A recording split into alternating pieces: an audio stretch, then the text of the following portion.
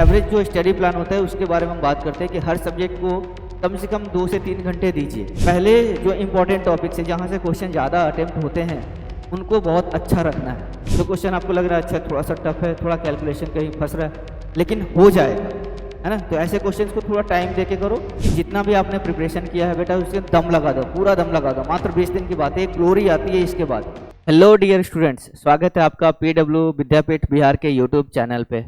तो बेटा होपफुली आपका जेईई मेंस का पहला attempt as well as board examinations बहुत अच्छे गए होंगे। तो आपके सामने मैं लेकर आया हूँ, मात्र 20 दिन बचे हुए हैं, तो कैसे हम अपने अप्रैल अटेम्प्ट को बहुत अच्छा कर सकते हैं, 260 प्लस मार्क्स कैसे स्कोर कर सकते हैं।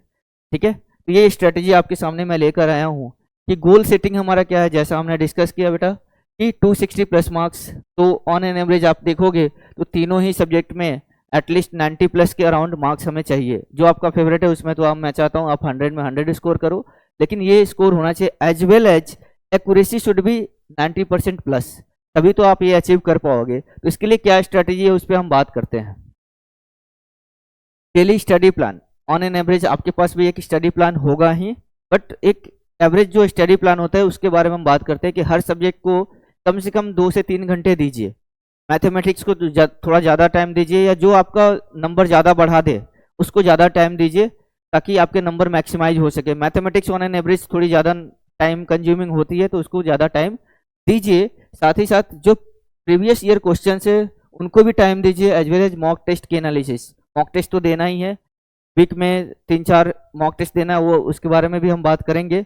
PYQ के बारे में अगर बात करें बेटा, तो अभी जो 2026 का जनवरी अटेम्प्ट है उस पर आपको ज़्यादा काम करना पड़ेगा, है ना। जो भी पेपर हुए हैं उनको थोड़ा एनालाइज करिए, किस टाइप से क्वेश्चंस पूछे गए हैं, कहाँ कहाँ से क्वेश्चन आए हैं, इंटीजर टाइप क्वेश्चन की क्या वैरायटी रही है, या फिर स्टेटमेंट वाइज क्वेश्चंस बहुत आए हैं, इस पर ज़्यादा काम करना है। इस बार बच्चों का कहना ये था कि सर लेंदी पेपर ज़्यादा आया था, है ना, तो उसको भी थोड़ा देखो क्या सच में लेंदी था, या बहुत सारे बच्चे ऐसे थे जो 280 स्कोर किए हैं, 300 भी स्कोर किए हैं, तो क्या पेपर उनके लिए भी लेंदी नहीं रहा होगा।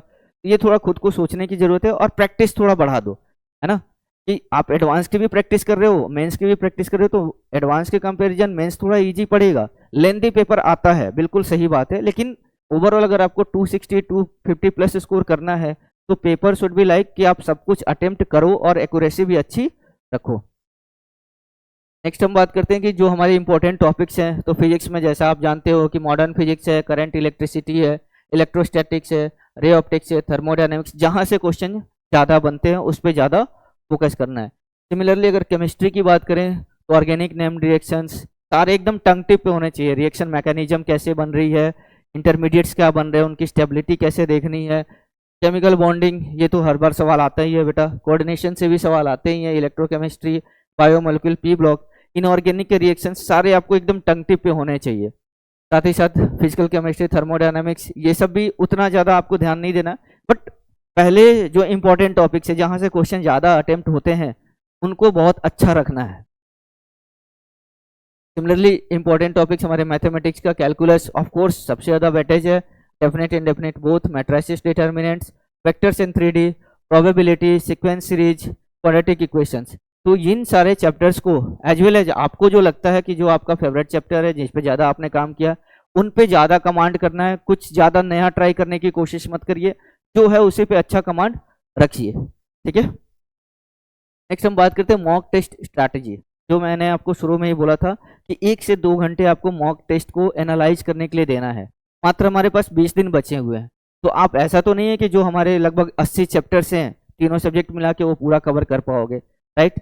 तो उस टाइम पे आपको क्या करना है कि आपको देखना है कि कैसे हम प्लान आउट करें। मॉक टेस्ट दोगे तो आपको आपकी गलतियों का एहसास होगा, कहाँ पे हमारे नंबर कम आ रहे हैं, कौन सा टॉपिक वीक है, उस टॉपिक पे आपको ज़्यादा काम करना है। तो 3 से 4 फुल मॉक टेस्ट दीजिए हर वीक में।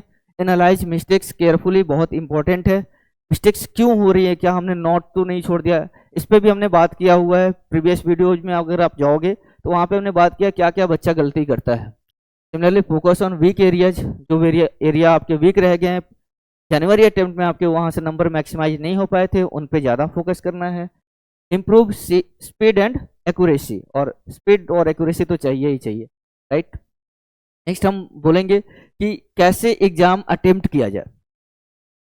आपके सबके पास स्ट्रैटेजी है, सेम वही फॉलो कर रहे हैं कि पहला 30 मिनट, पहला 40 minute easy question, chemistry, physics, mathematics, तीनों के इजी क्वेश्चन ढूंढ के कर लेना है। एक्यूरेसी शुड भी मेरे हिसाब से इसमें 95% से 100%, राइट, क्योंकि इजी क्वेश्चंस ये तुरंत आपके हो जाएंगे और ये आपके सॉलिड नंबर देते हैं। नेक्स्ट 60 मिनट मॉडरेट क्वेश्चंस, जो क्वेश्चन आपको लग रहा है अच्छा थोड़ा सा टफ है, थोड़ा कैलकुलेशन कहीं फंस रहा है, लेकिन हो जाएगा, है ना, तो ऐसे क्वेश्चंस को थोड़ा टाइम देके करो, तो ये मॉडरेट क्वेश्चंस के लिए। टफ क्वेश्चंस लास्ट के 60 मिनट या आपके हिसाब से जितना आपको टाइम लग रहा है टफ क्वेश्चन दीजिए, लेकिन फिर भी मैं ये कहूँगा कि कम से कम 15 से 20 मिनट लास्ट में बचने चाहिए, जहाँ पे आप एक बार वापस से देखो कि आपने जितने भी क्वेश्चंस किए हैं क्या सबकी मार्किंग हमारी सही हुई है, कहीं ऐसा तो नहीं मार्किंग हमारी गलत हो रही है, तो एक बार आप जरूर क्रॉस चेक पूरा पेपर जरूर करो। Avoid guess work, guess work बहुत ज़्यादा काम नहीं करता है क्योंकि -1 की नेगेटिव मार्किंग है, तो एवॉइड करिए कि आपके नेगेटिव्स कम हो। इस बार बच्चों के नेगेटिव्स बहुत ज़्यादा हुए थे, 50 अटेम्प्ट था, 30 सही थे, 20 नेगेटिव हो गए, तो 100 नंबर बनेंगे। तो ऐसे कुछ आपको गेस वर्क को एवॉइड करना है।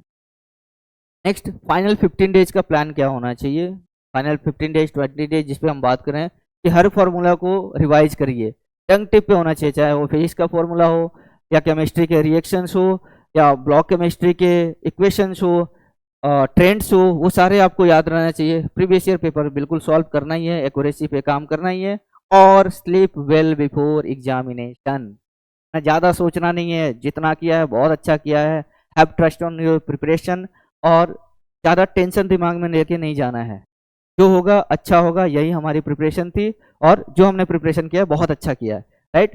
तो अच्छी नींद आनी चाहिए एग्जाम से पहले, ठीक है। मोटिवेशन क्या है, मोटिवेशन एक ही है कि मार्क्स अच्छे आने चाहिए। कंसिस्टेंसी बीट्स द टैलेंट, अगर आप लगातार अपनी मेहनत किए हुए प्रोसेस को अच्छे से फॉलो किए हो तो आपके और आपके नंबर अच्छे आएंगे, ठीक है। 260 plus is possible with discipline and revision. Of course अगर आप एक अच्छा स्कोर करना चाह रहे हो तो डिसिप्लिन की जरूरत है ही और रिवीजन भी चाहिए ही चाहिए। तो earn believe in yourself and keep practicing, आपने जो भी किया ना बहुत अच्छा किया, ठीक है। Have faith on your self और प्रैक्टिस करते रहो जब तक आपका पेपर ना हो जाए। पेपर 2 तारीख से शुरू है, 2 से आगे जब तक जो भी डेट आएगी आपके 2 से 9 के बीच में जो भी डेट आने वाली है उसके बेसिस पे आप प्रिपरेशन करते रहिए और जनवरी अटेम्प्ट के बेसिस पे बहुत अच्छे से एनालाइज करिए, ठीक है ना। लास्ट में थैंक यू है, बट थैंक यू से पहले मैं आपको एक बात कहना चाहूँगा कि जितना भी आपने प्रिपरेशन किया है बेटा उसके दम लगा दो, पूरा दम लगा दो। मात्र 20 दिन की बात है, एक ग्लोरी आती है इसके बाद।